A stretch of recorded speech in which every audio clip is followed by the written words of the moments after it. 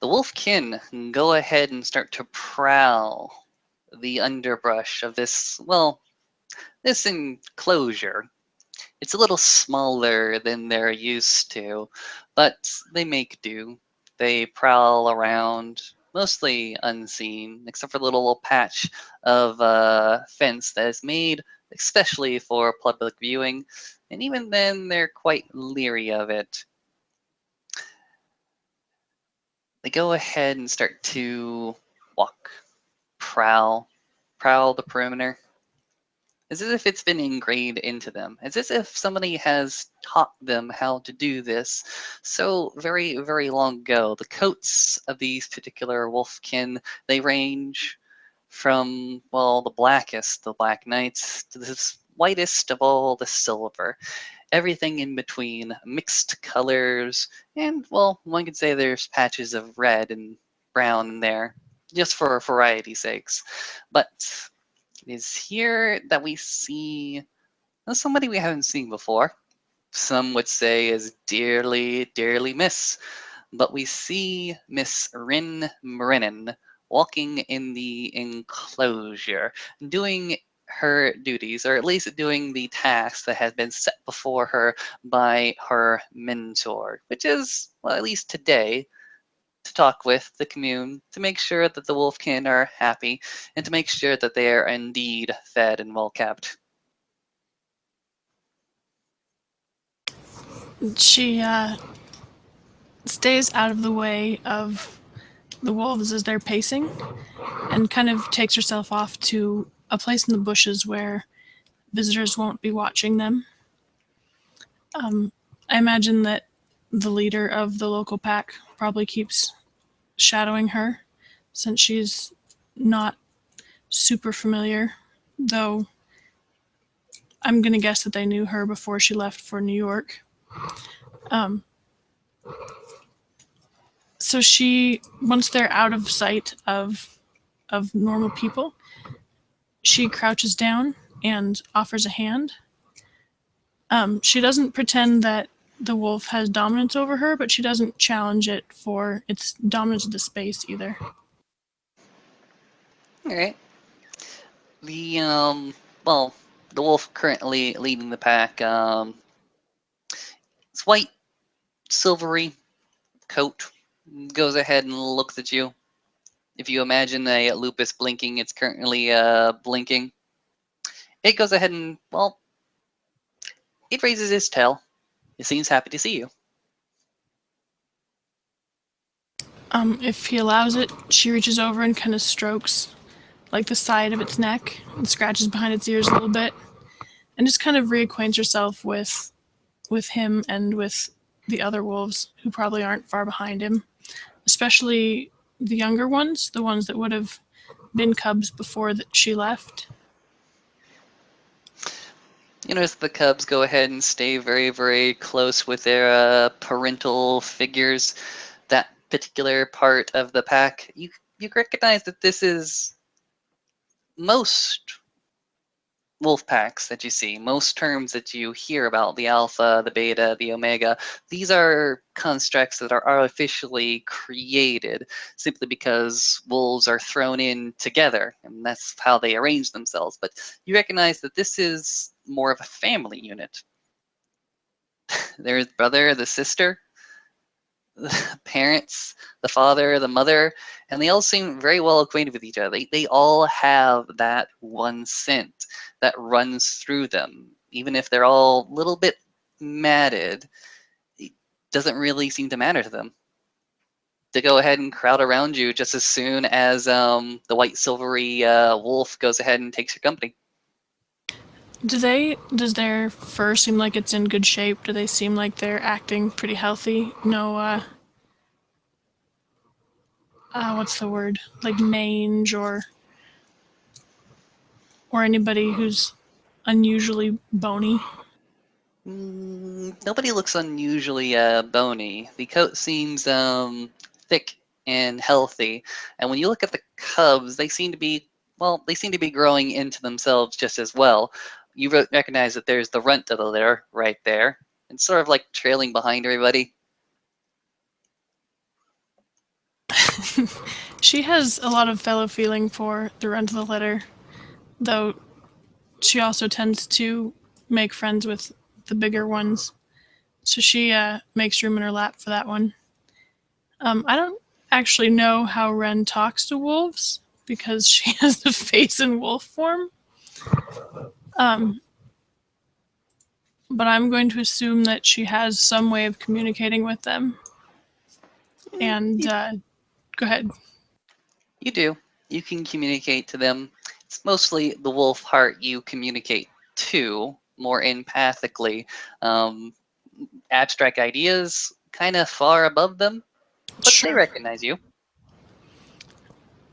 She's going to ask if they're healthy.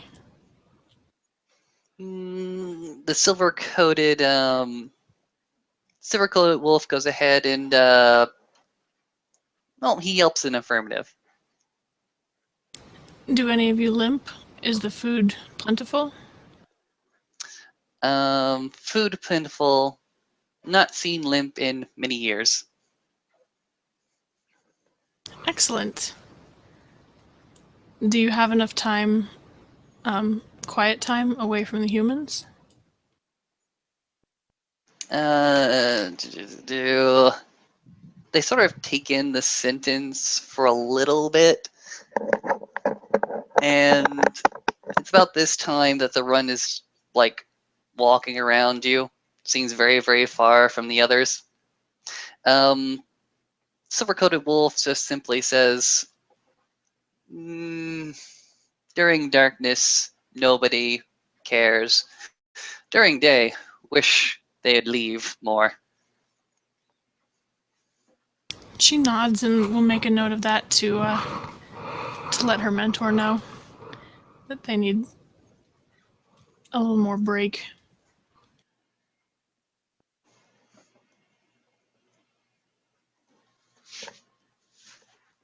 It's about this time that, well, Agari you've come to know for, well, at least as long as you've been here, as long as you've been tending to the wolfkin in the zoological gardens. The Let's see. Adam sees the winds. Adam sees the winds. Clark. Yeah, that sounds like a totally not made up name on the spot. Sounds like a totally not made up name on the spot. Nope. He seems to walk out. He's got his, well, he dresses very, very laid back for somebody in charge of this particular facility. So much so that people have started to call him that guy with the vest instead of actual name, Mr. Clark. Mr. Clark goes ahead and walks into the enclosure, closing the enclosure behind him, calling out to you, Miss Brennan. She lifts a hand in greeting and carefully extricates herself from the wolves so she doesn't dump anybody in her lap on the floor or knock anybody with an elbow, and stands up. Go here. Got something to tell you. Okay. Afternoon, and she heads over towards him, or morning, whatever it is. Okay. You notice that Mr. Clark is standing at rapid attention. He goes ahead and draws his gaze towards the wolf pack that's starting to dissipate into their own little corners. He's wearing that stupid vest that he always wears and the bare chest that he usually doesn't wear a bare chest in public, or at least when he's supposed to be seen by the public. But this is a special day, apparently. Okay. That's good to know. He looks at you, crosses his arms, and simply says, okay. Remind me, how long have you been here? Well, since you come back. A month and a half, almost 2 months. Goes ahead and nods his head. How have the wolves grown in this past month? Sorry, did he say how have the wolves grown? Yes, grown. They seem like they're growing quite well. What about that one? Sort of goes ahead and gestures and points towards that runt that's still walking around. She turns and studies the runt.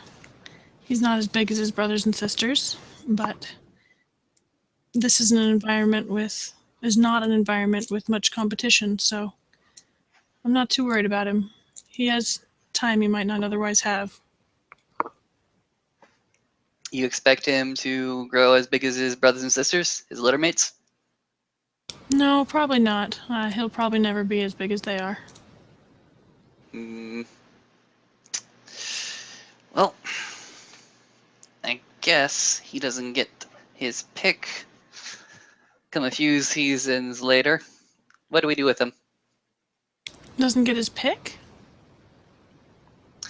We expect another, well, some people call them derogatory events, but basically just think of it as a cross mating thing.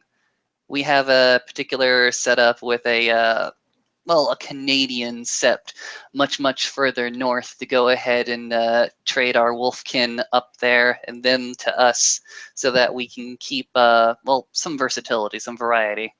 Sure.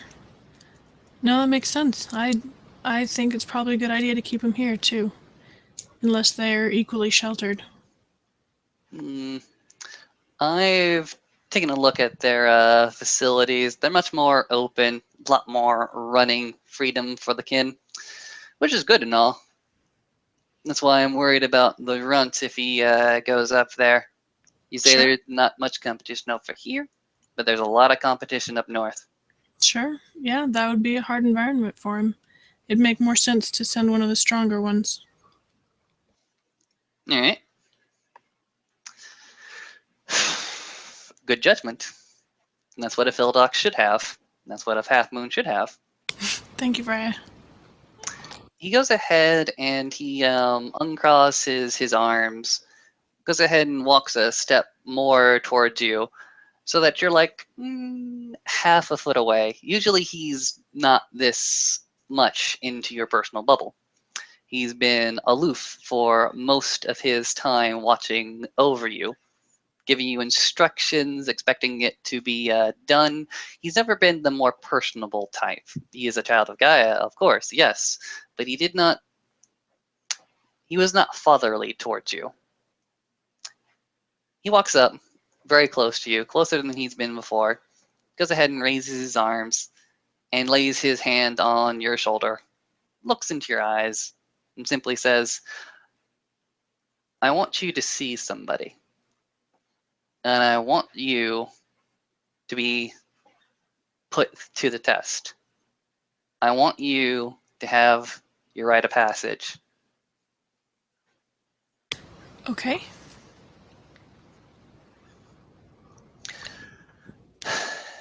It's not going to be in front of the elders. It's not going to be in front of the set of Western Shores, actually.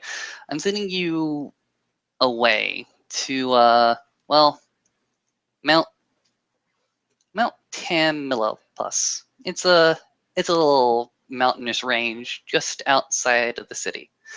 But within that range, you're going to meet Garu. A Garu, I should say. And I want you to hear his case. And I want you to go ahead and evaluate the case. It's very simple. It's a custody case of Wolfkin. You'll be brief. Custody Wolfkin. Okay. Does that surprise you? It's very interesting. I'm intrigued.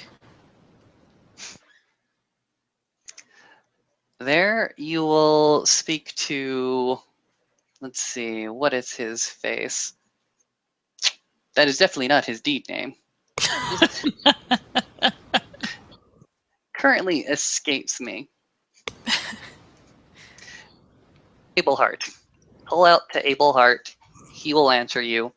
He will have a case for you. He'll recite each and every single piece of evidence that was put in at that particular set moot. But he will not do one thing. He He will not give you a verdict.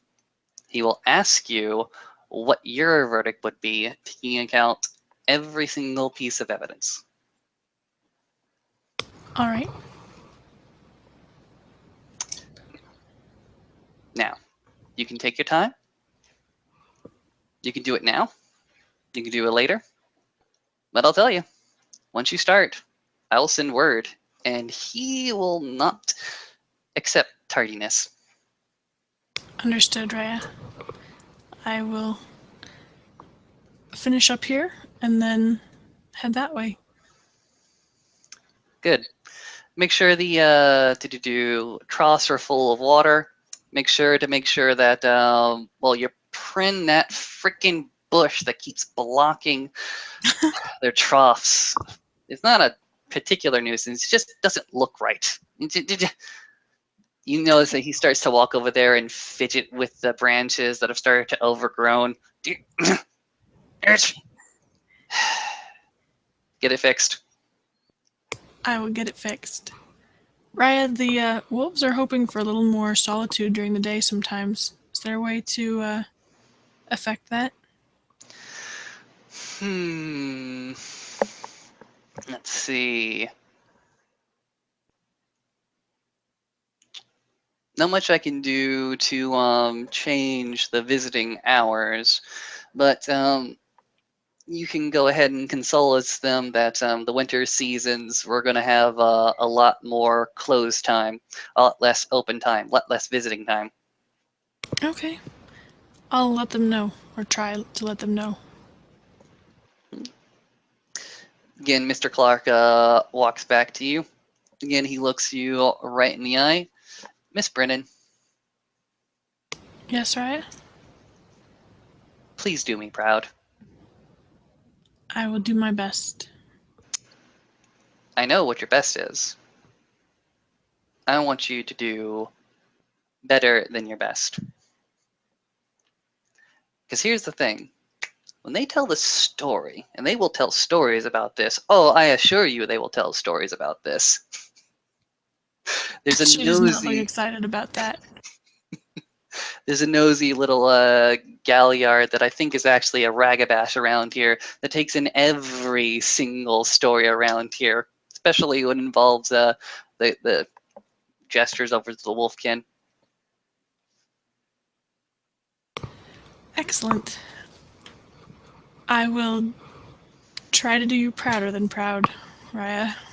Prouder than proud, better than best. There you go.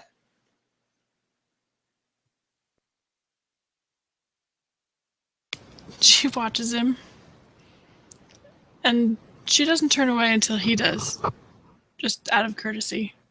He'll go ahead and take his time, step back, start to walk off and do the rest of his duties as pertains to the zoological gardens. What does Ren do the rest of their time? She lets the wolves know that the winter's going to be a little slower and that they'll have time for more contemplation then. And then she plays with the cubs for a while, fixes the tree, fills the troughs with water, makes sure that everything is sparkling and spanking clean, and then goes to get an address or directions to where she can find Abelhart. Directions. Well, Mr. Clark was not joshing or kidding about you having to leave outside the city. Apparently, it's a little bit of a drive, maybe an hour or so or two, depending on how heavy the traffic is. He goes ahead and repeats his instructions. You are to call out for Abelhart once you reach the park grounds or the mountain grounds. Ren can't drive. So I think she's probably going to ask around the sept and see if she can find anybody who's willing to give her a ride first. You go ahead and ask around. Well, actually, one of the keepers that you routinely go ahead and cover for goes ahead and looks to you and pretty much asks the same question he has been asking ever since you got here. Can you cover my shift?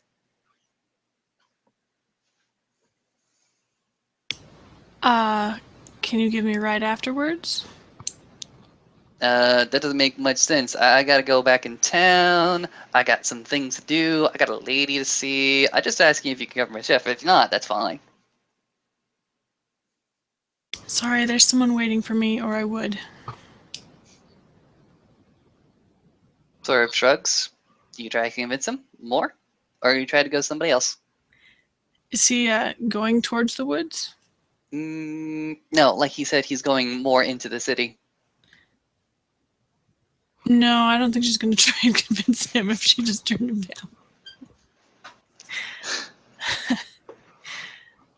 down. I think she might go to the den parent. If All right. that person is hanging around. Well, he's certainly hanging around. He looks at you. You can absolutely feel the groan in his throat when you approach.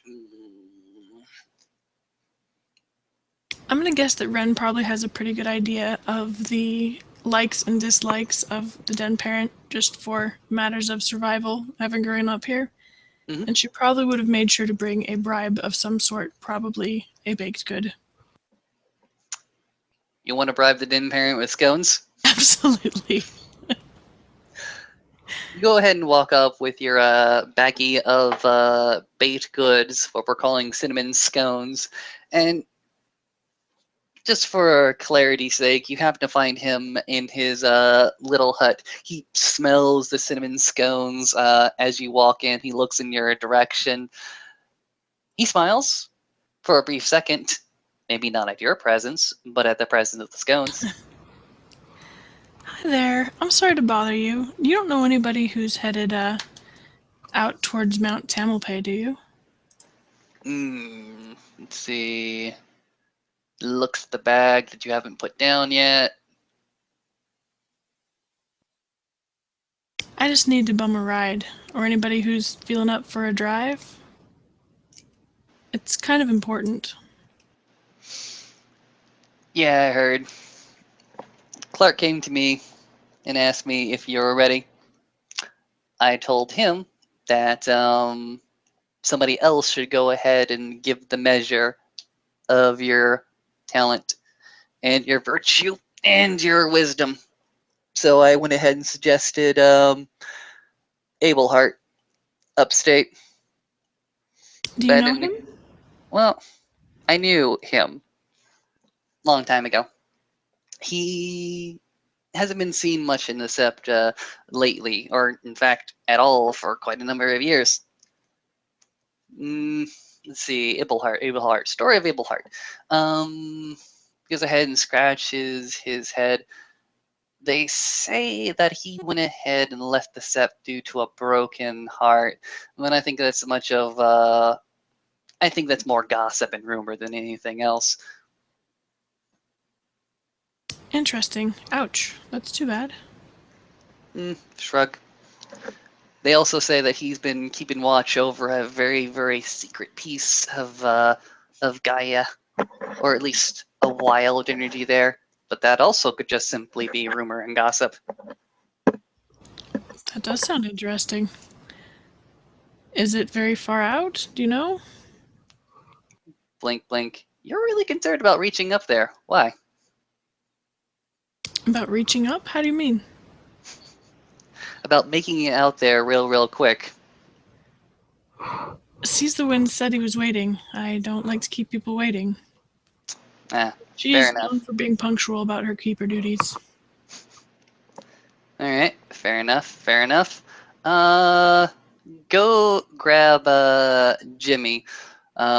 He's one of the kin that regularly takes our tractors up to Mount Tilimos. He's got a load of material and assets that need to be driven up there. Anyways, just tell him I sent you. Fabulous. I will do that. Thank you. And she hands over the bag of scones. She's like, "Do you know what Jimmy likes?" Goes ahead and takes a few of the scones out. Takes one out, hands you the rest of the bag. There you go. There's your bribe. You just want one? Are you sure? Don't worry about me. This is your day. Thank you, Raya. And she bounces out of there. All right. You go ahead and bounce out. You go ahead and meet Jimmy the kinfolk, and he is more than happy to drive your happy ass up, and out of the city. How old is he? Let's see. He's about 17 years old. Okay, excellent. Perfect. She does better with the young ones who probably didn't know her very well as a snarling cub. Really? Yeah. None of them have scars from her baby temper tantrums.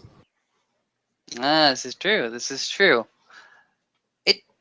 This will take actually you a while to drive up there, and yes, of course, you're going to get stuck in California traffic for a while. He's going to go ahead and start to blare my pop rock song on the radio every so often. Snap his fingers. Do, do, do.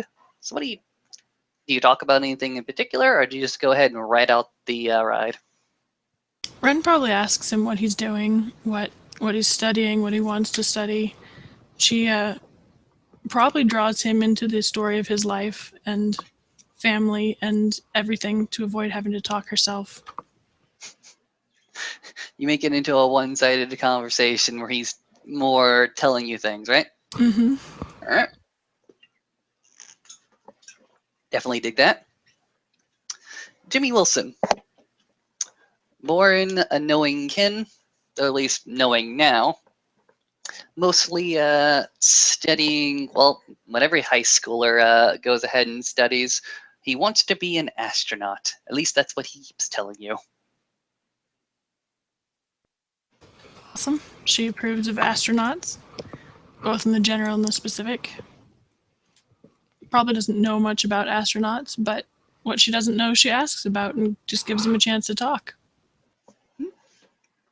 Fair enough. Fair enough. And she definitely shares the scones. Nom nom nom nom nom nom nom. They're probably cinnamon-covered besties by the time they get up there. Cinnamon covered besties. Yeah. You notice that in the city, it is stifling. At least the air is stifling.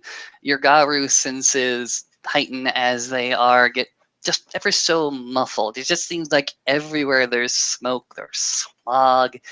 It's not very comfortable. It's not really all that pleasing, especially in rush hour traffic. In fact, you're practically getting choked and suffocated on it. Fair enough. Duly noted. Jimmy isn't the type to open the windows, is he?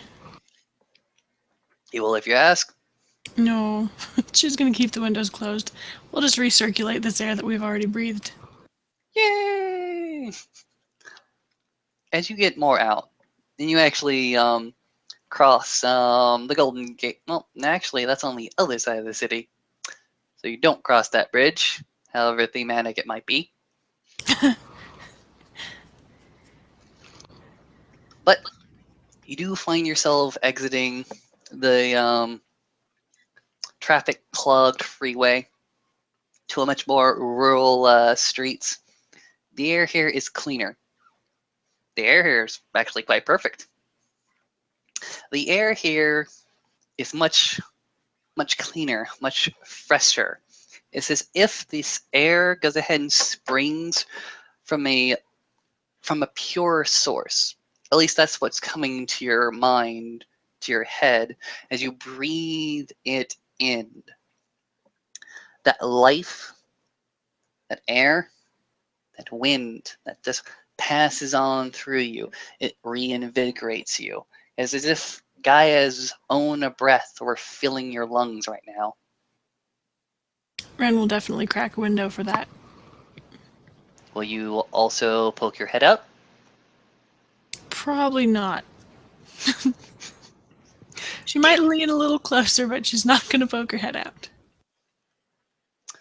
Fair enough. Fair Dignity enough. is important to her. You see, storytellers don't like dignity. Fair enough. Eventually, Jimmy and his Jeep is going to go ahead and drive you past the hilly landscape. The city very, very much far away, yet very much still visible. Until he goes ahead and parks at the recreational area of this particular mountain park. And once he's there, he's just going to go ahead and park the vehicle and look at you. So you need to be here. This is perfect. Thank you so much. You take care, Miss Brennan. Thanks, you too, Jimmy. Good luck. She checks that she has her phone and hops out of the car, waves to him, and heads into the woods.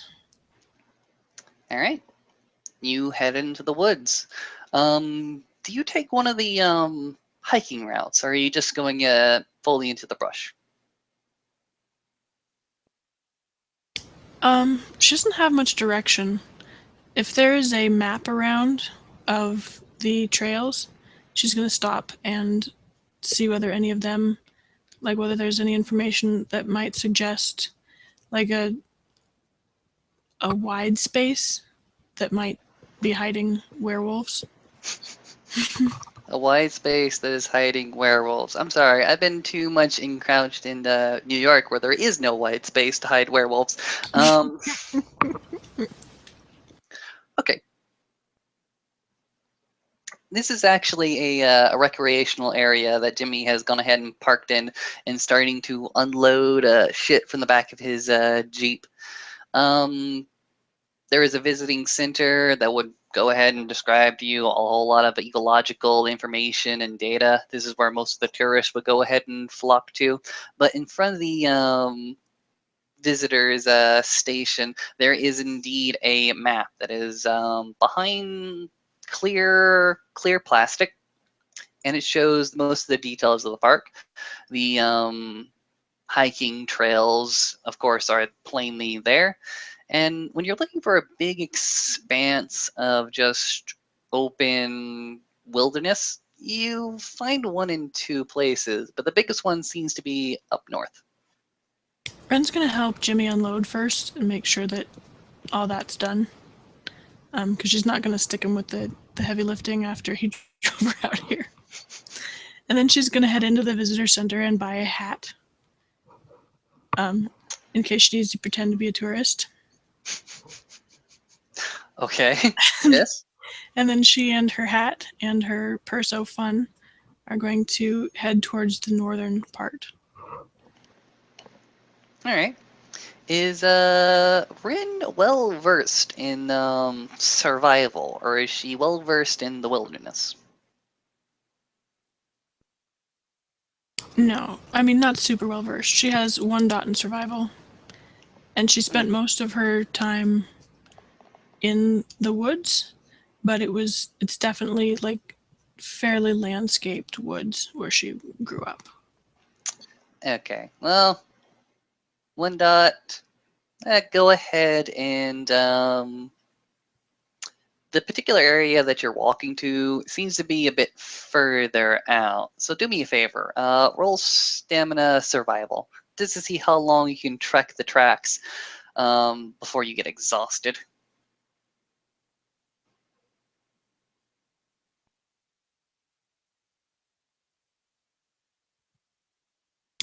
We've got 2 successes. 2 tens, as a matter of fact. Yes. Do you have a stamina specialty? It's resilient. That will definitely apply here. Excellent. Nice. You and your resilient attitude go ahead and walk this park. hike this park, in fact. The trail is winding. The trail is sometimes pretty damn unforgiving. It forces you to hike up and up and up and up. There's a brief stint where it goes ahead and walks down, but as soon as it walks down, it curves into a sharp, sharp freaking turn, and you can swear that the path is going about a 40, maybe even 50-degree incline. You feel almost like you would. In fact, sometimes you do go ahead and go on all fours, not in lupus or any other form, but just simply to hold yourself up and together. Fair enough. Are there many signs of other people here? Does it seem like it's pretty well tended? In fact, there are not many signs of people here at all. For the sake of the trek, my good ma'am, nobody walks out here. Okay, fair enough. Fair enough. And what time of day is it? Right now it is in the mid-afternoon. Okay. I'm gonna say that eventually, when she feels like she's pretty far from anything, she's gonna head off the path just a little bit, deeper into the brush until she finds a place where she can like literally sit in a bush and not be seen, and is going to offer a howl of just a wolf howl, like not necessarily in Garu, but the howl of a wolf encroaching on someone else's territory. All right then. And then Go she's ahead. going to sit and see what that does. Okay. You give this howl.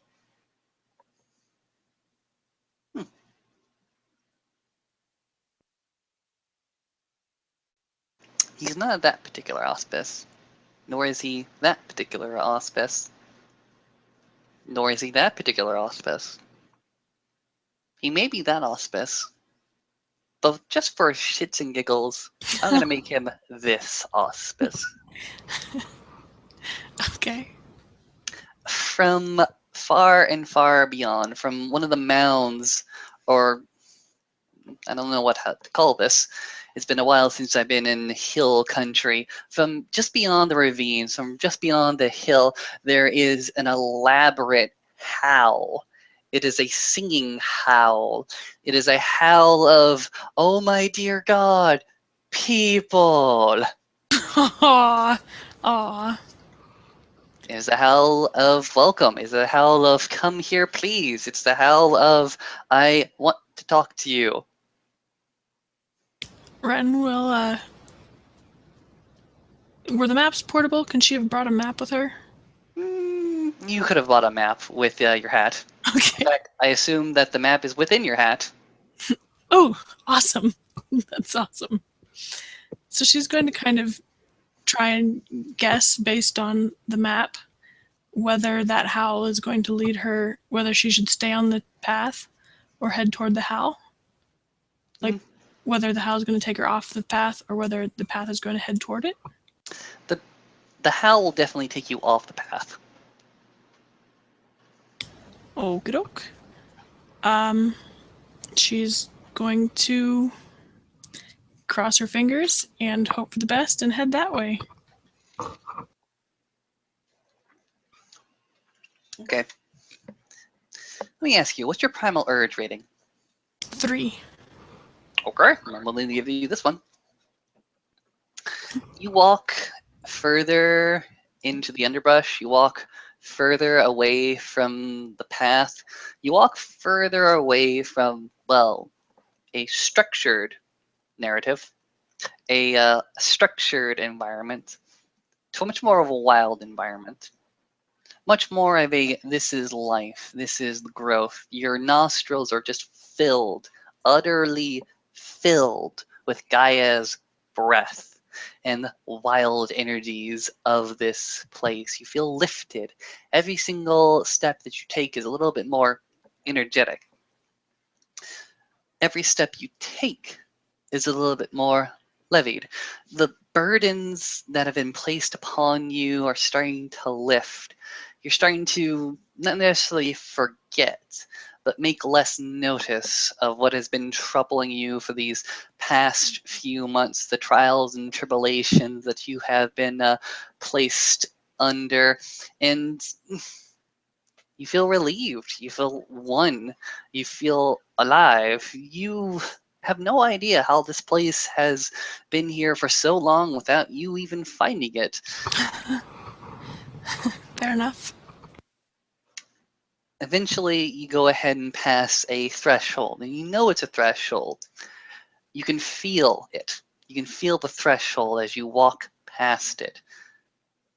There is a veil here that has been lifted ever so much briefly, just for you. And as you pass the threshold, the veil is dropped behind you. You find yourself actually within a den, a small cavernous den, and there is one, well, lupus in front of you. Ren is going to drop to a crouch and hold out a hand and say, "Greetings. I am Quiet Thoughts, a Philodox, child of Gaia. I have come seeking Abelheart." Lupus is going to go ahead and trot to you. Go ahead and sniff your head. In the Garu tongue, he'll go ahead and recite, well, his namesake. Let's see. Oh, I didn't, did I? Oh, yes, I did. He goes ahead and recite himself as, I am Abelheart, child of Gaia, Galliard, Adrin, Galliard. It is nice to meet you. She's going to tip her head back and show her throat when he says he's an Adrin. Not as a super, obsequious thing, but just kind of as a polite acknowledgement of his status. If a wolf could chuckle, it definitely would right now. Young one, I have not met many visitors now. The most polite thing you could do for me now is to meet me in my breed form. I warn you, Raya, that my breed form is not pleasant to look upon. I was born a Metis, and it's very uncomfortable for many people. Would it make you more comfortable if we spoke in the Hobbit form? It's up to you, sir. You notice that Lupus goes ahead and trails to the other side of the den just for a brief second, and you see the metamorphosis. You see him change from his Lupus form, which the process takes him a while, simply because, well, Hamid is not his breed form, and I, as a player, have been learning that you can switch automatically to your breed form. Hilarious, I know. I love you. Takes his time. Takes his time, and before you even know it, you're pretty much standing in front of a man who is sitting cross-legged with jeans and a tie-dye shirt on, actually. Long braids of hair. And not necessarily a goatee, because that doesn't describe the magnificence of this man's mustache. Oh, no. Okay. Duly noted. If he's sitting cross-legged, Ren will also drop down to sit cross-legged and try not to stare at his magnificent mustache. His mustache goes ahead and bristles every so often as he twitches his upper lip. More than once, you see him go ahead and take his finger and his thumb and go ahead and twirl the ends of it. Terrible. You're terrible. This is terrible. Goes ahead and looks at you and says, quiet thoughts. I have heard from your Raya, sees the wind, that you are to come to me, that you are to hear this story, and that you are to give a verdict as a half moon would. Yes, Raya, those were my instructions. Mhm. Do you know the story of Chester Twisted Foot? Should I know that story out of character? Yes, you should. You would definitely know this story. Um, Chester Twisted Foot was a metis born within the sept of the Western Shores. He pretty much kept to himself and wasn't a very prominent figure in sept history until one night he apparently single-handedly tracked down a, I'm not going to say a weaver infested place, but he definitely tracked down and reclaimed quite a number of wolfkin actually that had been captured from the zoological gardens. You might have heard of it once before. He single-handedly tracked down these group of hunters, experimenters working for a weaverish corporation, and was able to direct the Sept elders to reclaim not only the cubs, the wolfkin, I should say, that were lost a year ago, but also a much more recent litter of wolfkin. Wolfkin produced by the pairing of a child of Gaia wolfkin and a silverfang garu. Interesting. Okay. When he asks, she nods. Hmm. Do you know why this particular story is so interesting?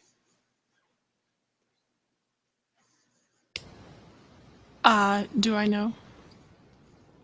It is interesting for the fact that the elders of the Sept went ahead and granted Chester Twisted Foot claim to the Wolfkin as his cubs, which is, well, it's very, very progressive in other tribes, at least, that a metis should be given any type of parental authority over any type of cub, them Fair enough. being Garu or kin.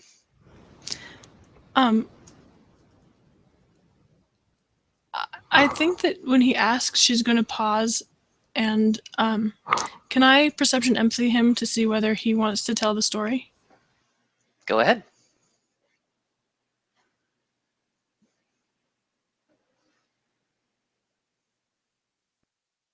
One success. Is he excited about telling the story or does he want her to know it? He wants to tell this story. He likes this story. Excellent. She's just going to shake her head. No, she doesn't know the significance. Goes ahead and looks to you, shakes his head, and I thought Seize the Wind was teaching his pupil better. Apparently, I have to find that poor fool and beat him senseless.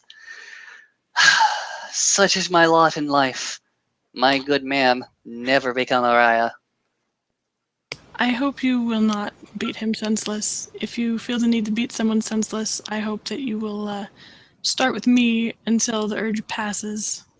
Seize the Winds has been an exemplary alpha. I just like to hear stories. Goes ahead and rolls his eyes. Fair enough.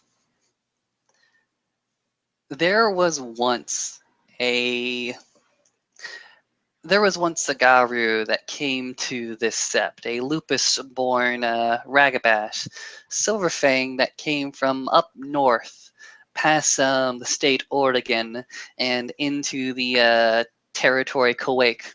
or not even Kauai, Quebec. There you go.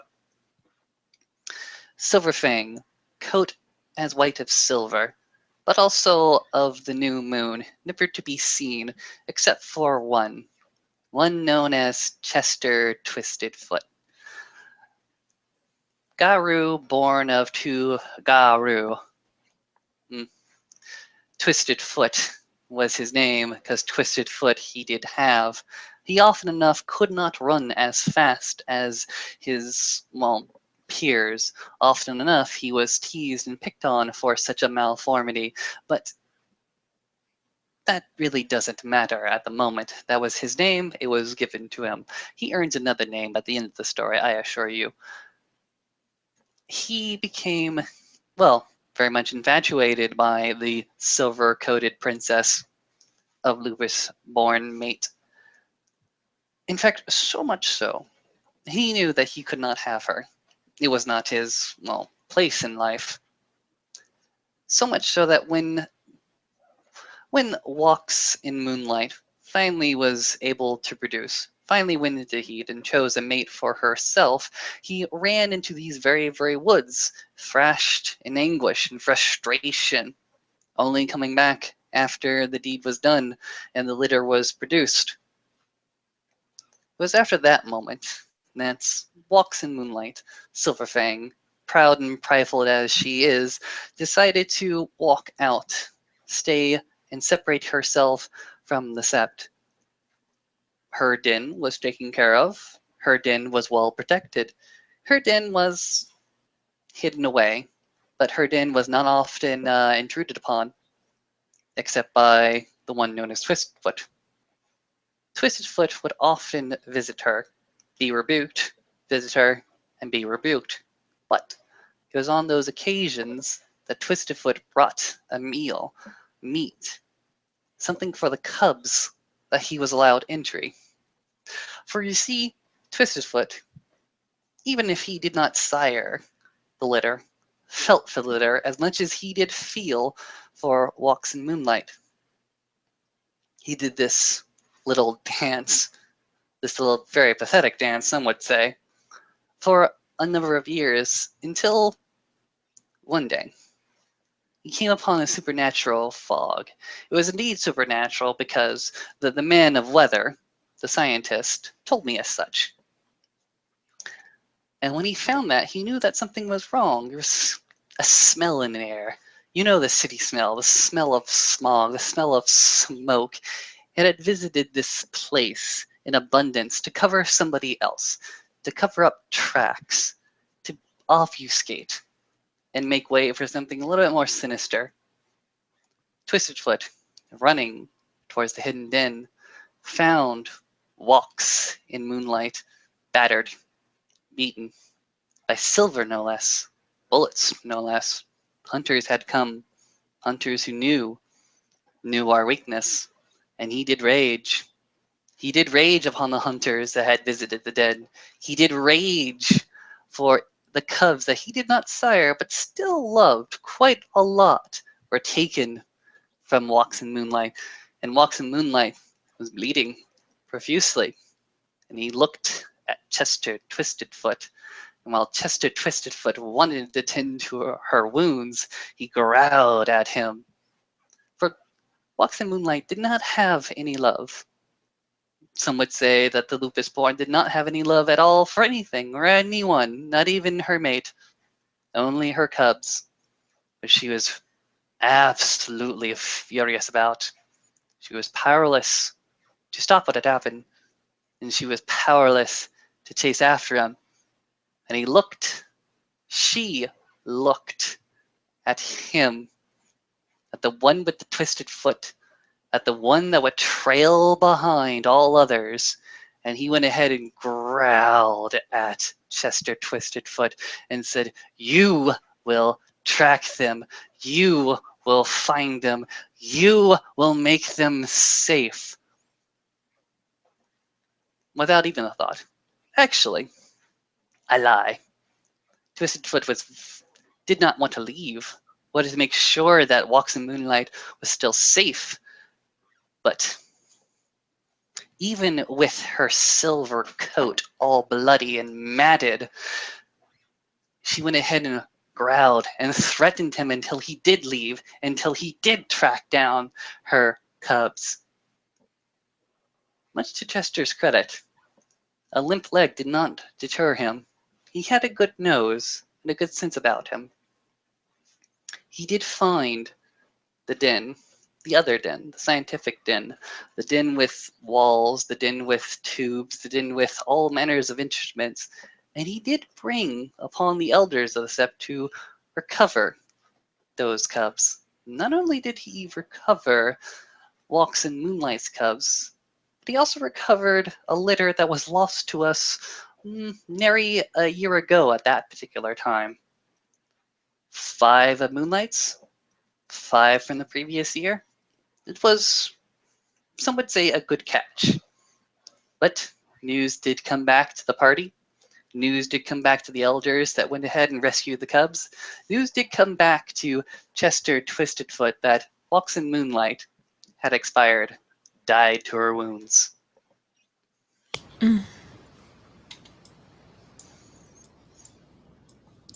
So the cubs were motherless. The cubs were motherless. And their father? Father already having been traded away, moved away.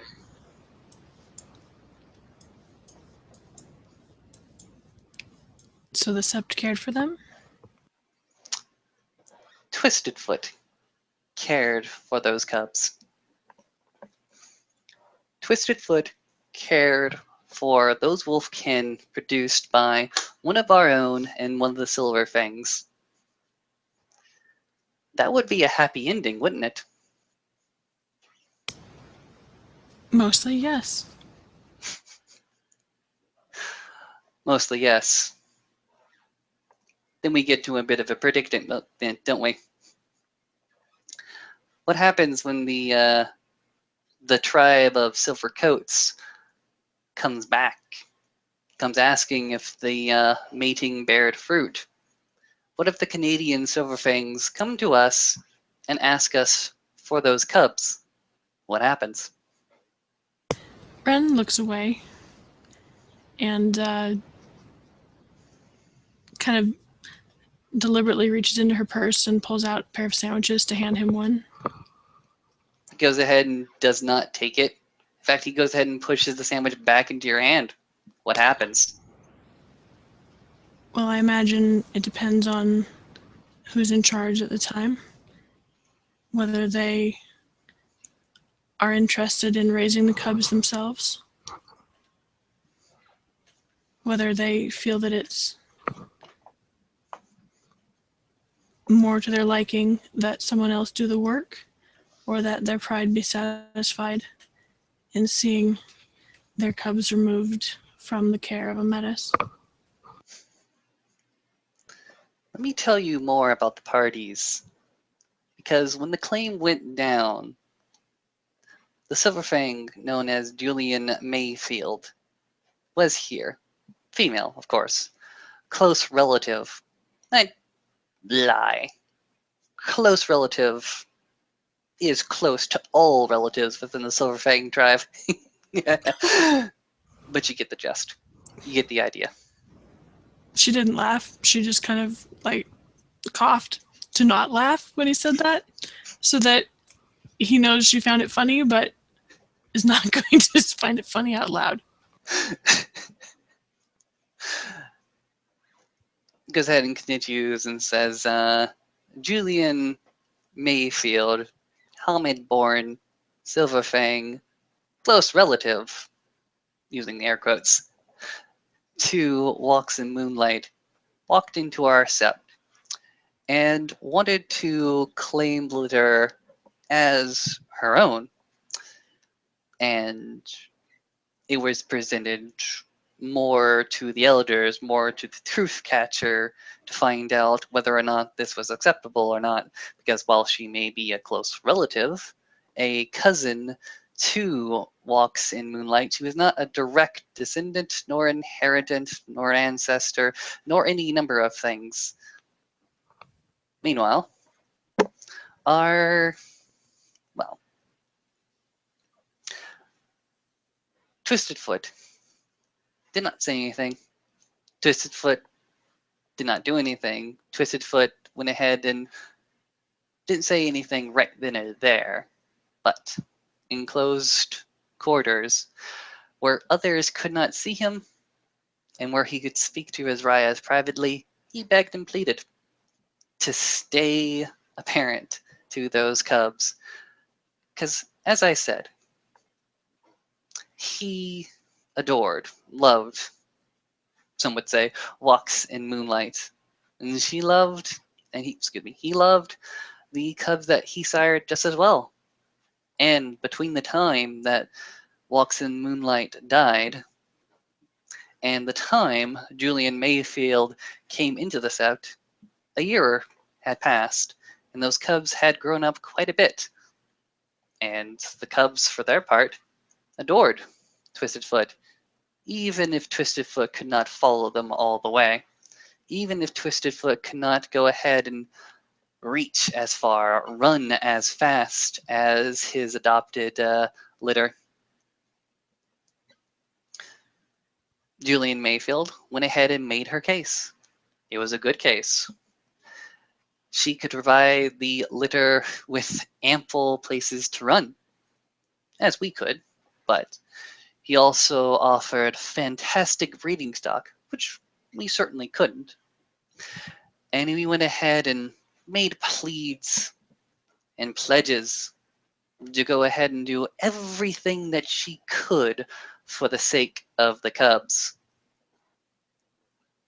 Twisted Foot could only stand there and hear all the wonderful things that Mayfield could bring to the cubs. But he could not speak because it was all true.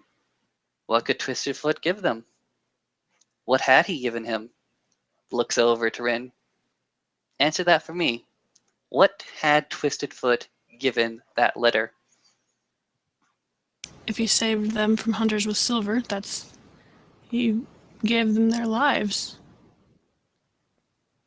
And he gave them a very important year of growth. That's an important time in a cub's life. The wolf can grow quickly. I imagine he'd given them quite a lot at that point. Goes ahead and nods. When Twisted Foot was asked to testify on his particular case, why he should remain in possession of them, he stood up but in front of all the tribal elders, recited what he had done, recited every single day that he had spent with that litter, went ahead and went so far as to name every single one of that litter, go ahead and describe what they liked to eat, how they ate, where they ate, how far they ran, who was fastest, who was the runt, who he thought would, well, be alpha, beta, omega personalities, who was courageous, who was daring, went ahead and described every single one of the characteristics of every single litter mate within, well, Walks in Moonlight's litter.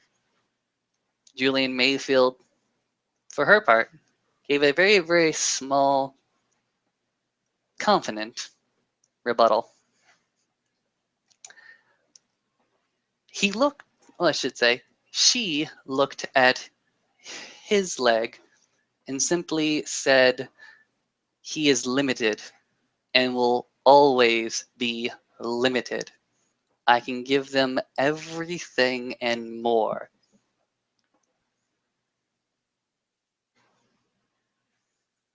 Did Julian Mayfield have the backing of a sept? She had a backing of an elder or two back in her own country.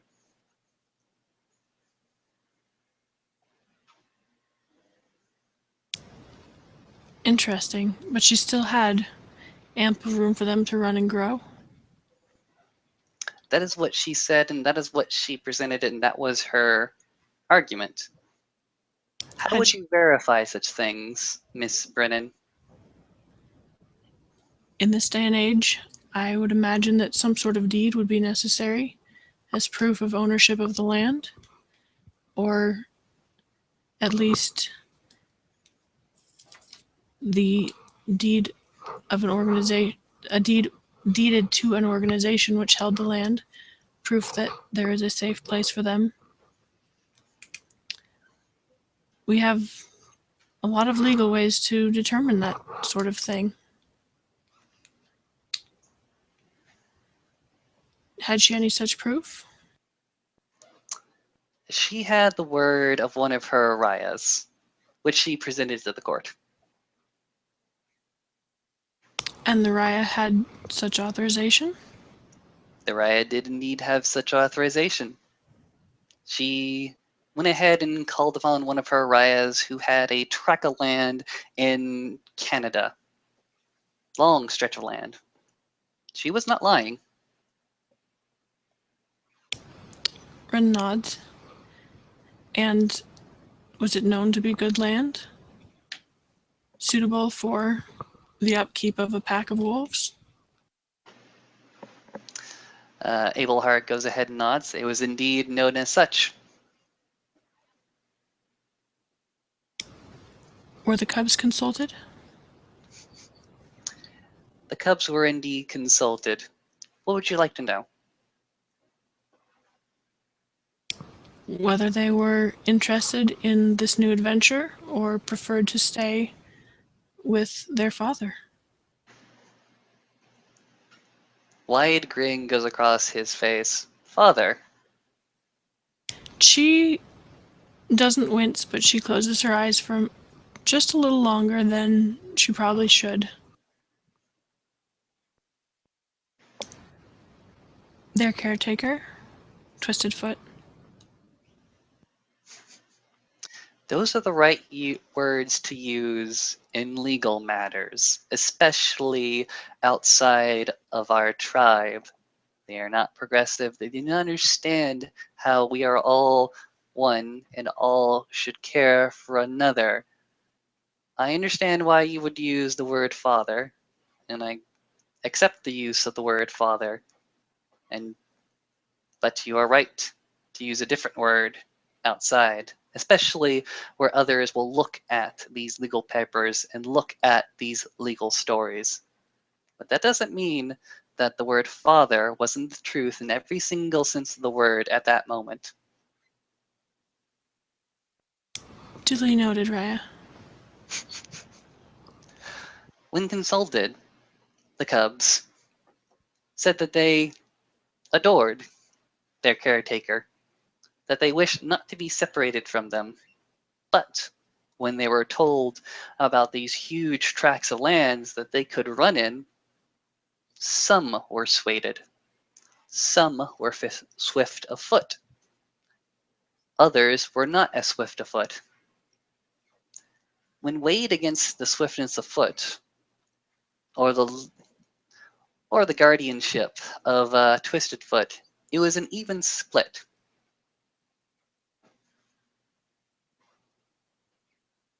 Interesting. Was Julian intent on taking the whole pack? Julian, for her part, was intent on taking the best of the litter. If that included all of them, then she would take all of them. And was there any to speak for Julian's character to give their word that she would be a reasonable guardian? Unfortunately, there was no such word at the time. Julian was making arrangements to have a letter of one of the Rayas, one of her Rayas, one of the elders from the sept, from the Canadian sept, to come down. But by all accounts, it was solid. Was she well known to the sept? She was not well known to our sept, more well known to her home sept. To send, even if there hadn't been an adequate guardian here, to send a cub with an unknown person would be unreasonable. I imagine they probably vetted her background before they even considered the proposal. They did indeed, but that took a day or two from this particular trial. It was eventually found out that she was a good standing, but she was aloof. She was more concerned with power and prestige other than, well, just genuine guardianship. It's not that she did not have a heart. It's just that her heart was in more of gaining power and commanding more territory and more bodies for the nation. And this was not lost on many of the judges nor the truth catcher at that particular time. I see. Was there a way to offer a temporary guardianship? Temporary guardianship for whom and for what length of time? It seems to me that if some of the cubs were interested in going with her, and she was interested in taking only some of the cubs, that almost everyone's purposes were best served. The only one I can understand protesting, if the decision seems safe, would be Twisted Foot. And he did not have long before the cubs were adults and no longer needed a guardian. It seems to me that it would be in the cubs' best interest to make their own choices at that point, if it could be proved that she was a safe guardian who offered truly the things she said she did.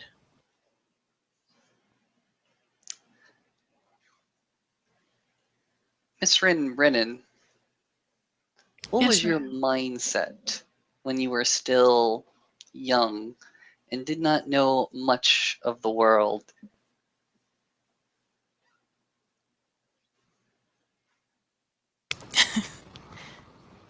She kind of fidgets with the sandwiches. I was foolhardy, often, occasionally still am. I wouldn't suggest that the cubs were necessarily the best judges in this case, except if she offers the benefits that she said she offered. It seems to me that it would be in their own best interest to have the advantages that she offered.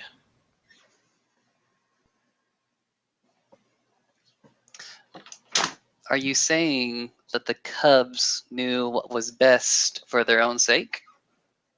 No, definitely not. But if resources here were limited, and resources in Canada offered them a better chance at a fuller life, at greater growth, I think that it's important for the sake of the cubs not to restrict them based on our own longings for company. You will let the Cubs make their own decisions. You will let those who are swift of foot fly off to the north, where their swiftness of foot could take them far and wide in a moment's notice. And you would also keep those who are warm to the heart close to their guardian. I imagine that not all of those who thought they were swift of foot were as swift of foot as they thought they were. I don't necessarily advocate letting the cubs choose, but I think that Twisted Foot at least showed that he had very good understanding of them and could make recommendations as to the hardiest of them that Julian would also find acceptable. And there you go.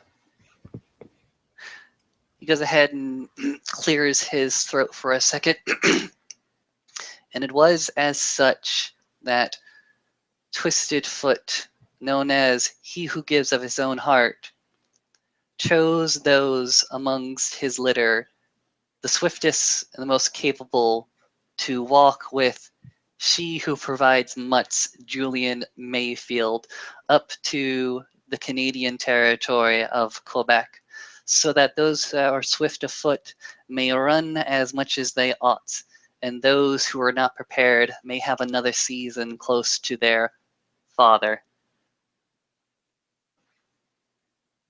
She's chewing on her lip pretty hard at that point. Is this the verdict that you would have handed down? Yes, Raya. Though I expect there would have to be some supervision. Twisted Foot's behavior seems to me to have been exemplary, but even the best guru have been known to misbehave when their children were at stake. What way do you expect the Twisted Foot to have misbehaved? Or I should say, he who gives of the heart to misbehave.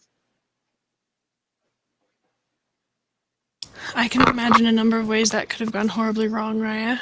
Whether he tried to escape the sept in a second kidnapping to keep the cubs to himself, or whether he bore false witness as to the preparedness of the cubs in order to keep them close. But I imagine with the truth catcher there, those sorts of things could be handled smoothly. This is why you are a wise amongst the half moons. You did not assume everybody's good character. You made sure, at least in this particular hypothetical verdict, that should bad behavior come arise, which it often enough could, that there were conditions set aside and, well, let's say plans set aside should bad behavior come. You did not accept everybody at face value. You did not expect everybody to behave well, and you put conditions around bad behavior. I keep saying the exact same thing over and over again. Sorry, my mind is currently whirling and twirling. I have no idea what I'm trying to say right now. What is that word? The word that for the thing, in case of the thing. It's not conditional. Oh, god damn it, you hobbits are crazy. She offers him a sandwich in case he's hangry. He goes ahead and takes the sandwich absentmindedly, goes ahead and numbs it. A plan B is what I want to say.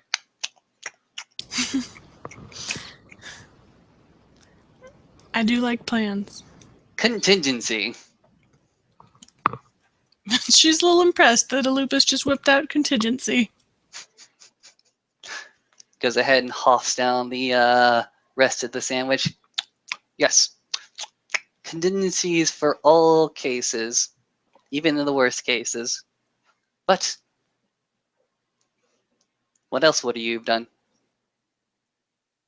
I definitely would have sent someone to check up on any cubs that left as soon as possible, and then again unannounced later. Good. Another contingency planned. Anything else? She kind of fiddles with her own sandwich. She hasn't unwrapped it yet. It's just a good thing to fiddle with. I think it's probably not a bad idea to reconsider the judgment a little later based on the cub's growth, if that was feasible. It seems to me like a perfect sort of arrangement where Julian got the cubs that she was hoping to come, but it's entirely possible that their growth could have changed, and it might be safer for all of them if things changed a little later. By that time, you know, the cubs would have already grown into adulthood and been out of all of our hands. It's true. That's fair. Though there are places here where a cub who'd been injured or who had grown up lacking something that hadn't been foreseen could be better cared for. If I remember correctly, Seize the Wind and yourself, Quiet Thoughts, look after the Wolfkin of the Sept. Are they not taken care of? They're well taken care of, though there's not quite enough room for real running.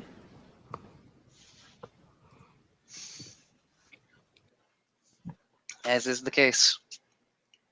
We keep our Wolfkin close to us here so that we do not forget our roots. And we make all due concessions for them, but the closer we are to the Weaver territory, the more the Weaver form must take hold and must take precedence. It is a shame.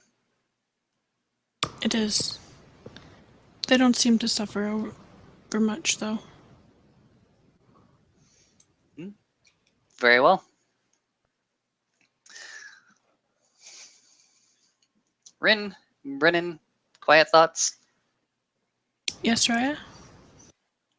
You are to return to Seize the Wind. I will leave him a message, well, on the wind. Sorry. That mental image is great. Until then, until you leave my company, feel free to walk these woods. Feel free to take some game with you if you would like. Thank you, Raya.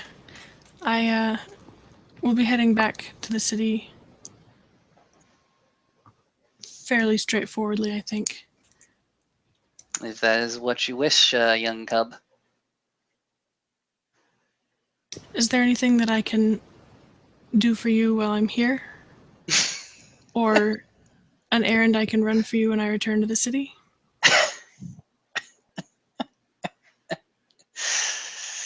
Quiet Thoughts, get out of my sight. You have bigger things ahead of you. Sorry, Raya. She hops to her feet and bows out of the cave.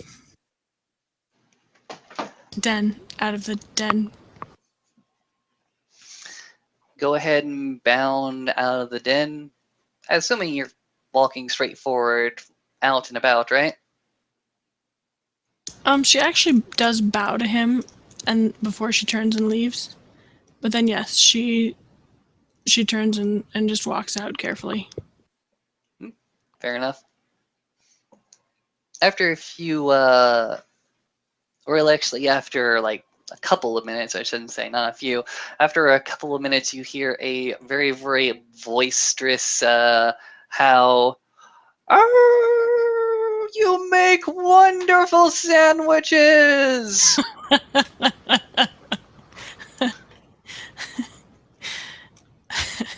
She's gonna stop and take one of the other sandwiches out of her purse and just leave it, like, where he'll find it if he comes following her path. Fantastic.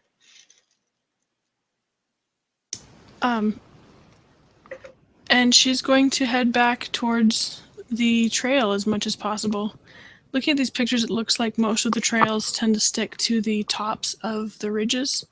So if she isn't sure which way to go, she'll just head up. All right. Easy enough to go ahead and find another path along the way. Easy enough to go ahead and use that handy dandy folded out pocket map you got to find your way back to the visitor station, tourist station, recreational area, whatever you want to call it. And by the time you get there, you notice Jimmy actually, what is he doing? Fiddling with something. It's him, his MP3 player. He seems to be relaxing and shifting his shoulders The back of the Jeep seems to be filled with a lot more equipment that he needs to go ahead and, well, it looks in good condition, but without extensive knowledge of machinery or whatever have you, probably wouldn't have picked up on the fact that that particular gear shaft is completely and utterly out of whack and outside of the engine block. Wait a minute. Are you saying there are important car bits that are not in the car any longer? In the back of the Jeep, there is a, let's see, what is this thing? There is a completely and utterly different type of machinery. Looks like a wood chipper, actually. Ooh, neat. Okay. Mhm. Ren is startled to find Jimmy there and kind of when she spots him, she hurries up and trots over. Hey, I didn't think you'd still be here. Goes ahead and looks to you, pulls out one of the earbuds. From out of that particular earbud, you can hear a very, very small, coarse, screaming voice. Run for the hills, run for your life. Sorry, I didn't mean to interrupt. Do you mind if I catch a ride back with you? Yeah, sure. Goes ahead and looks around, gestures to the car. Go ahead and take a seat. It'll take me about 30 minutes to go ahead and see the freaking supervisor out. Sure, no worries. She offers him one of the sandwiches before she climbs in the car. Dang, how many sandwiches do you have, my good ma'am? 4. 4 is the standard number of sandwiches in Ren's purse. Well, 4 is how many she started out with, so this will be sandwich 3. I'm pretty damn sure, but Rin doesn't eat any of these sandwiches, does she? She does. She lives on a diet of mainly sandwiches. Fair enough. He'll go ahead. She's not going to let him go to waste. He'll go ahead and take the sandwich quite gingerly. Go ahead and put it in one of his oversized pocket and like shoo you back to the freaking Jeep. She climbs in and pulls a small book out of her purse because that's even more important than a sandwich. Fair enough. Time passes. He talks to us. The guy, orange vest. They talk about a few things. Points to the wood chipper. Lots of yelling goes ahead and happens afterwards. Oh yeah? Ren's gonna roll down the window if there's yelling. It's more of the lines of, and how in the world did a rock the size of my head find its way into the chipper? Oh dear. Jimmy just goes ahead and shrugs. I don't know. Don't know. I don't work it. I just take it. Eventually, Jimmy is going to go ahead and shoo off the supervisor, saying he'll get it to a repair shop as quickly as possible. Eventually, he does go ahead and hop into the driver's side of the Jeep.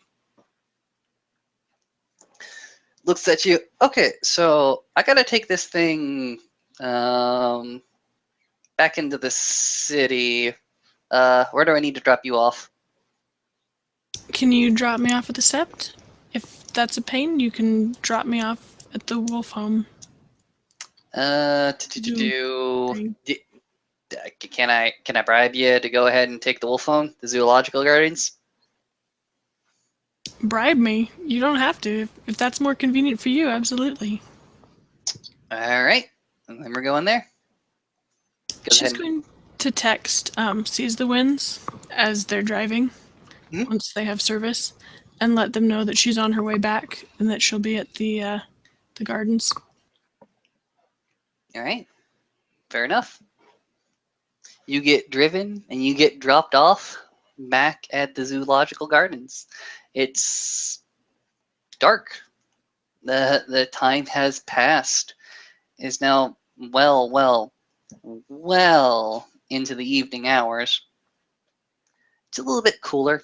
In fact, it's really, really freaking cool. Scratch that. This is currently winter. It's not freezing simply because we're more south of the country, but there's definitely a chill that's picking up, a wind that blows through. But thanks to those fantastic harbor waters, it's more humid.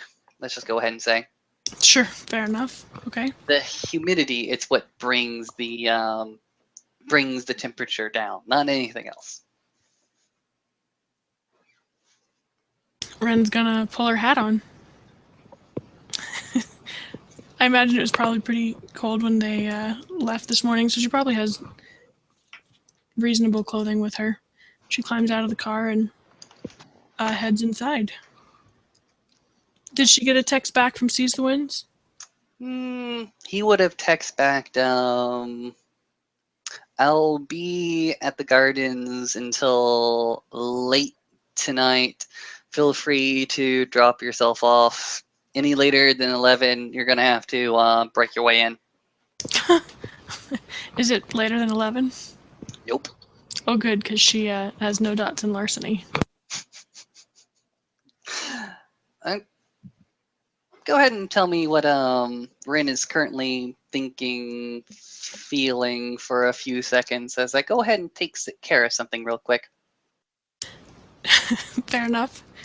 She's not sure that she just did the right thing. She's not entirely sure that that was the trial that she was meant to judge, or whether she just had a nice chat with Abelhart, because Galliards are easy to distract when you ask them to tell a story.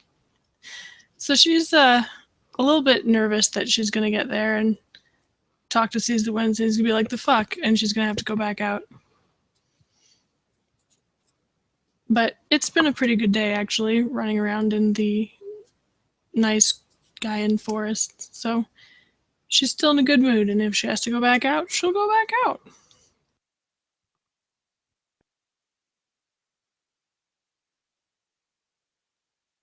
Gaia is good, kids. Gaia is very good. Gaia is the mother. Please stop killing the mother by littering. You're literally stabbing her in the eye every single time you do it. Literally. Literally littering, stabbing eye. Only you can prevent forest fires. Okay, so you find your way. I'm going to go ahead and say curiosity goes ahead and takes you. And you find yourself back into the wolf enclosure. How about that? Okay. Yeah, if Seize the Wind isn't, like, immediately there, that's where she'd go to wait for him to get there. And she did just spend all day talking about these wolves in the abstract, so it's probably a good idea to go get her hands on the actual physical wolves. Mm-hmm. The family of wolves is there again. You see that silver-coated wolf, protective of the others, various coat shapes and sizes, all one family, all just a different, subtle shade different. And the runt currently huddled very, very close to the, the mother of the den. Let's just go ahead and say. Fair enough.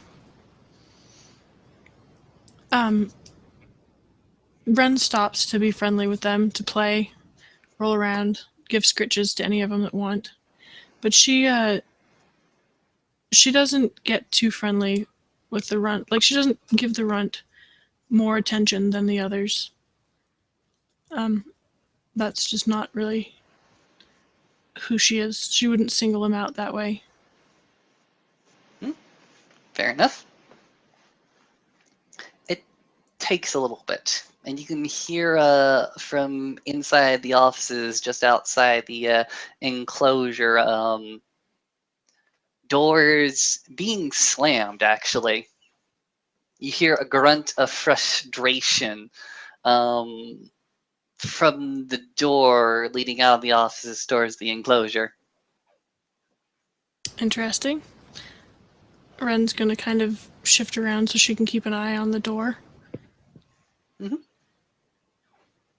Out of the door comes a figure silhouetted by the interior lights, but definitely sees the wind in his full glory. With no shirt, just his vest. Yep, just his vest. She's gonna stand up and wipe her hands off, dust them off on her jeans, and head towards him. Sort of looks at you, and he'll actually make his way towards a little bench that has been set up in the enclosure, and just sit his happy ass down.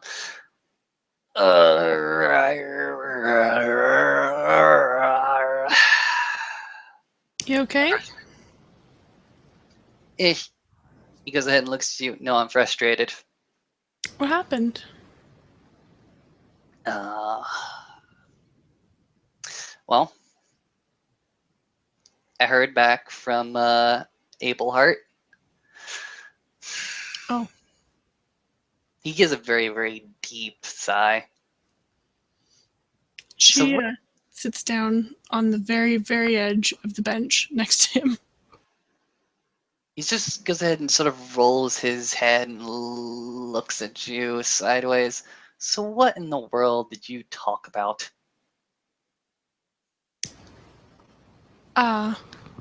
We talked mostly about Chester Twistedfoot. And she gestures towards the wolves.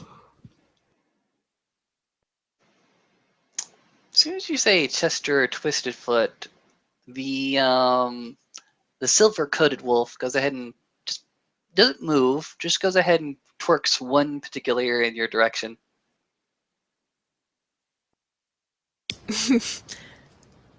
Ren just kind of gives it just a little bit of a nod.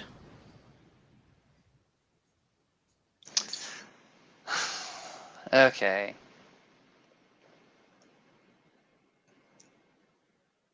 So, he sent word on the wind. He's very, very wise for the. He's very close to the mother. Closer than me, closer than a lot of us. And he's very, very wise. And when he speaks, and when he convicts you, and when he tells you that you're a goddamn idiot, sometimes that really, really hurts. Sometimes when he says that you're making a mistake by saying the words that you're saying, it really hurts deep, deep into your soul. Believe me, I've had this talk and this criticism come from him before. My dear Raya is absolutely wonderful and incredibly wise, but sometimes very harsh as well. Ren has pretty much stopped breathing at this point, but she's listening very intently. You didn't tell me the whole entire context of what you went ahead and discussed. But he went ahead and told me that you, rightly, justly, wisely, considering all parties, judged a custody case quite fairly. And now that you told me exactly which custody case, or at least which parent or caregiver, I know that his judgment is indeed correct. Would you like to keep your deed name? I would, Raya. All right then. Miss Rin Brennan, child of Gaia, born Metis, Philodox, quiet thoughts, welcome judgment. I welcome you back to the tribe of children of Gaia as Cleith, and I will make the howl just after I am done with the rounds here. She remembers to breathe, and then she reaches over and just wraps him in a huge, tight hug. He'll go ahead and wrap you just as tightly in a hug. Yes, yes, I know, I know. Welcome back to the tribe, child. Thank you, Raya. Thank you. You don't have to thank me. Thanks, Abelheart. I will send my thanks back to Abelheart with Jimmy next time he's up there. Oh, for Christ's sakes, did he put a freaking rock in the wood chipper again? I did not see anyone put any rocks in the wood chipper. But I believe that there was indeed a rock in the wood chipper at some point.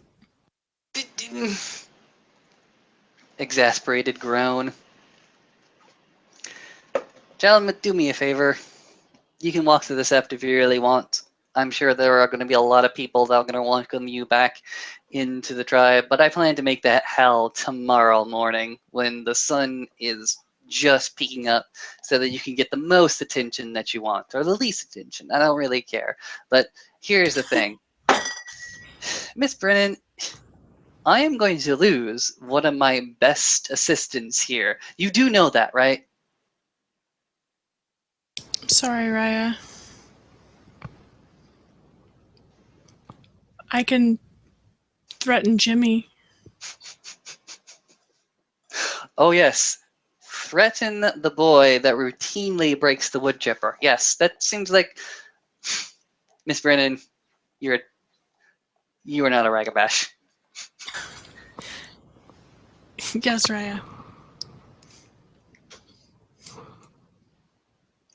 Miss Brennan, I do hope that you take your time here, and I do hope that you take whatever lessons that you learned here, whatever lessons you learned from the Sept of Green, take them with you into the future. And I do not, absolutely do not, want to see you back here as Cub. She turns a really interesting shade of scarlet and nods. I expect to see you to grow to Falstern. Yes, Raya. Goes ahead and takes your head and hugs you tightly to his bare chest. Currently, his heart is currently rapping very, very heavily. Not due to anything else, but just simply the moment is so moving and touching. Aw. Aw. She hugs him back. Go back home, rest, come back to me. We'll make the announcement then, all right? Will do. Thank you. You want some help around here? Closing up? Goes ahead and shakes his head. Just go.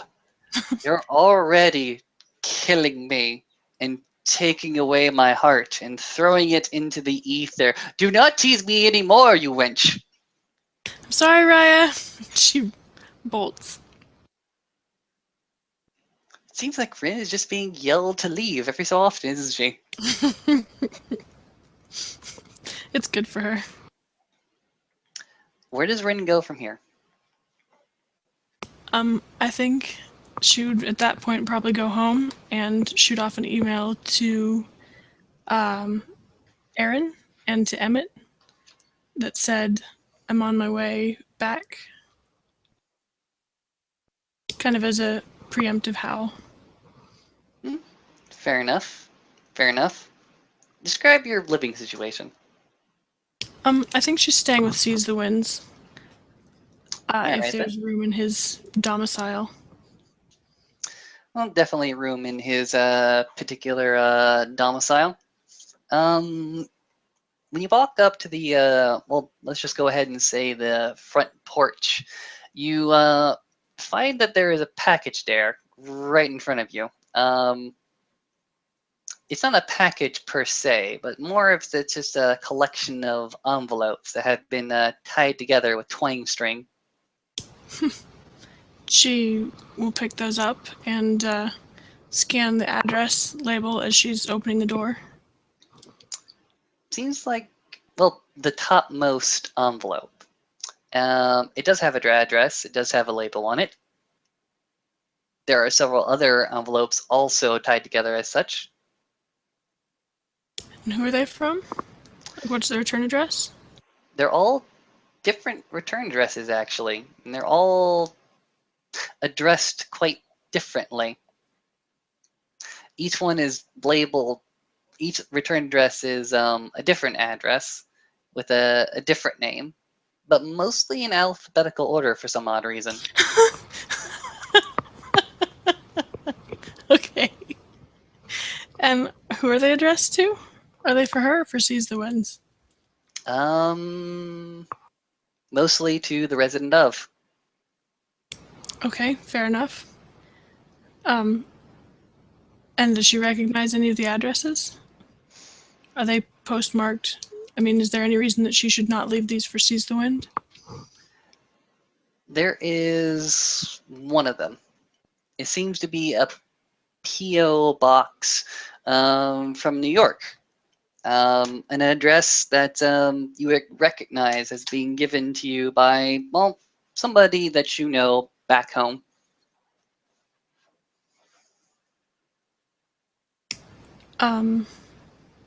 Interesting. She's going to text a picture of the mail to Seize the Winds and be like, did you join a mail order catalog? Text back, no, question mark. Do you want me to open these? Text back, if it's junk, I don't really care what you do with it. She sends him a picture of a couple of the labels because she doesn't know if it's junk. You get a text back, you do realize those are all the same handwriting, right? Huh. She is going to send him a picture of the one she knows and say, I'm going to open this one. Text back, okay, make sure to get the lead vest on. She sends him a picture of the closet door and the caption just says, lead vest question? You don't get a response for that one. Do they smell funny? If she, like when he says that, she's gonna kind of sniff them. No, they don't necessarily smell funny. They smell like glue and paper and stationery, a little bit of diesel, but none too overly much than the rest of the stationery that comes through the postal office. Okay, she's going to retire to the living room with a glass of water, curl up on the floor against the couch, and open the first one carefully. The first one being the one that she recognized the address from. Mm-hmm. You go ahead and open the envelope. You go ahead and unfold the letter.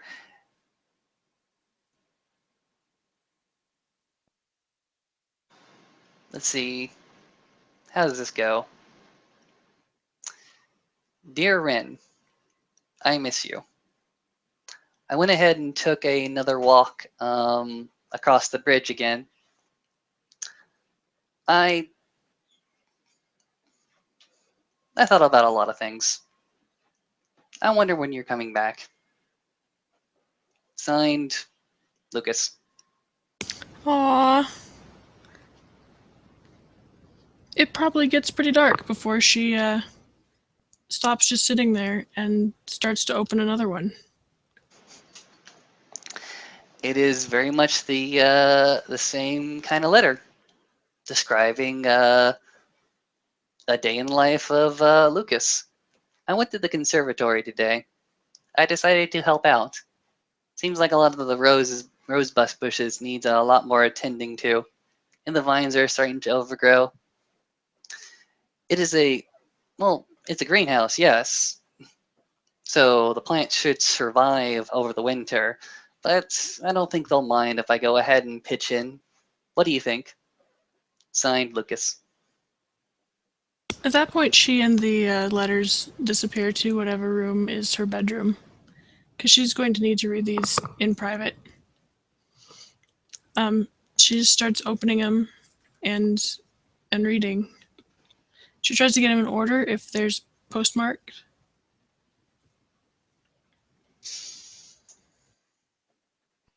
Rin, a lot of people are walking through the sept. Some new, some old. I met somebody today. Well, I can say that, there was a meeting. Don't ask me how I did it.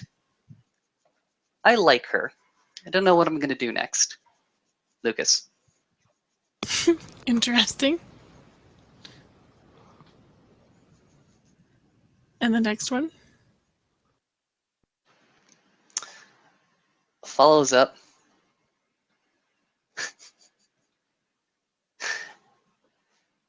Apparently, she's like a farm girl. Met up with their parents. Nice couple. Lucas.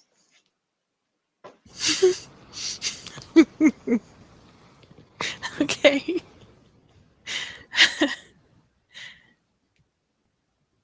She keeps going, keeps reading. Dear Ren, times are tough. I do not know who I can trust. Olaf is still here. I like him.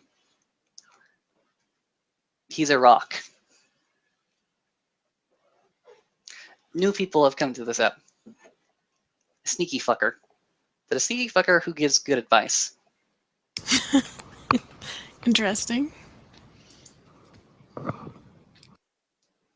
Next letter. Ren, I think I'm going to fail. Professors are telling me I'm failing. I don't want to fail. I actually want to pass my classes.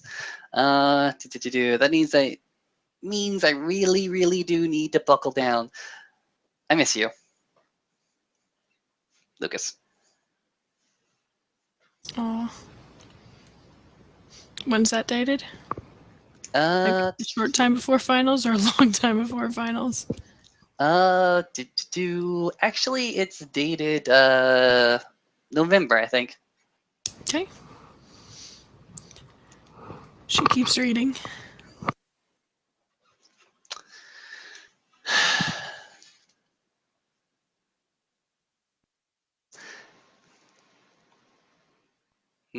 Let's see, the next letter.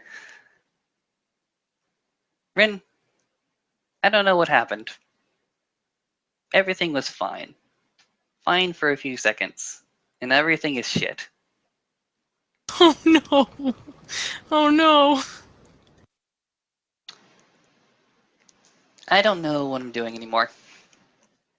I don't know whether I should stay anymore.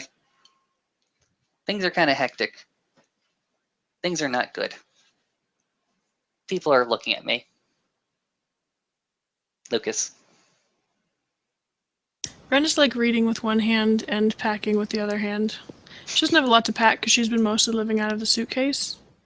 But she's just gathering up the random, like, detritus of normal life and stuffing it back in the suitcase. All right. Rin. Don't think I gave you much detail over a letter. Not that I would give you any detail that would be disastrous, but apparently I am a glorified babysitter at the moment. That does not surprise her. I don't know how this happened, and I do not know whether it's a bad thing for it to happen. Lucas. Interesting. One of the last letters. Dear Rin, I had a dream. A dream of the full moon and a dream of wolves. Lucas. That's all it says. Yeah.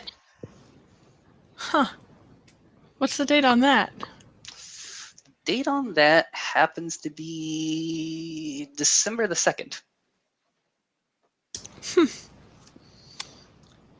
Interesting. She That's it? tucks all of the letters into her suitcase and sends a couple emails to Emmett, to the Glasswalkers, basically. But really just Emmett and Aaron. I don't think there's any other Glasswalkers that she's really close to. All right then. And Now, go ahead. question is, well, you're going to go ahead and send your emails off. Fair enough. Anything else you would wish to do in the scene? Nope, I don't think so. All right then. Would you like to give us a brief review of, well, Miss Ren Brennan's thoughts, feelings, emotions, all the other good jazz? She's relieved and excited to go back home. And definitely curious about what the fuck Lucas is on about. I imagine she probably gets through the necessary rituals as quickly as she can, though not so quickly that she inconveniences anyone, and then gets on a bus and heads back. All right, fair enough. We go ahead and end the scene. My dears, players, my dear watchers, we see Ren Brennan finally coming back into her own, finally coming back into adulthood, finally becoming a proper member of the Garu Nation, having very, very wisely judged a case fairly as per her auspice duties. And we see her now a traveler, back from one coast of the country to the next. We see her traveling back to friends, traveling back to people she knew, traveling back. We hope to see more of Miss Ren Brennan. We see much, much more of her. Yay! Because I know, and you know, that the Sept of the Green has been so, so much lesser for her leaving. Aww. I assure you that it will be a very, very quick return to this particular episode. Good night, everybody.